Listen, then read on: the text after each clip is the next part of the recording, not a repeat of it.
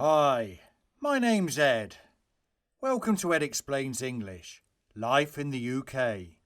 I hope you have already eaten because you'll feel peckish after listening to me telling you about food in the UK. For some reason, our food seems to have a bad reputation around the world, which is odd because nearly everyone who visits us loves our big breakfasts, roast dinners on Sundays, as well as fish and chips. Furthermore, if we are so bad at cooking, why is it that Gordon Ramsay and Jamie Oliver's TV shows are so popular all over the world? On the whole, the 4 countries in the UK eat the same meals, but naturally there are some regional variations.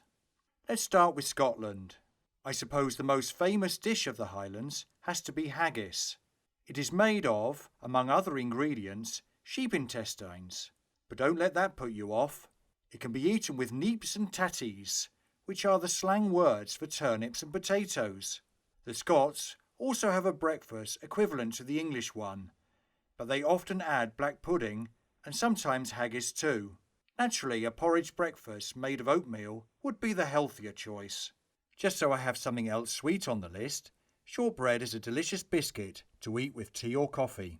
Crossing over the Irish Sea to Northern Ireland, let's begin with what is considered to be the ultimate breakfast food, the Ulster fry, which, like its English and Scottish counterparts, has sausages, bacon, eggs, tomatoes, mushrooms. The exception this time is that soda farls and potato bread are added, all washed down with tea or an Irish coffee, with a dash of whiskey, of course. Other dishes include Irish stew, champ, wheaten bread, pasties, and a sweet dessert called 15s. Let's go to Wales next to sample their delicacies and start with the Welsh rarebit, which was originally called rabbit, even though thankfully the cute animal is not one of the ingredients. Other dishes to try are Welsh cawl, bara brith, and to finish with, something sweet, Welsh cakes. Because your friend Ed is from England, I know more about English specialities. This would be my perfect Sunday. I would start by eating a full English breakfast, washed down with a big mug of tea and a side order of white bread. When that's been digested, I can prepare myself for a roast beef dinner with all the trimmings and spotted dick for pudding. If I can still walk, I'll have a cream tea with scones at the local cafe in the afternoon. Other favourites of mine include steak and kidney pie, shepherd's pie, bangers and mash, and fish and chips. That said, my typical day starts with a simple breakfast of cereal and toast. Lunch is normally a cheese sandwich, and for dinner, a simple meal of meat, potatoes, and vegetables. Like the rest of the world, the speed of life has led to people relying on ready-made foods and takeaways, more often delivered to people's homes these days. In fact, UK citizens spent a total of £8.5 billion on the food delivery business in 2019.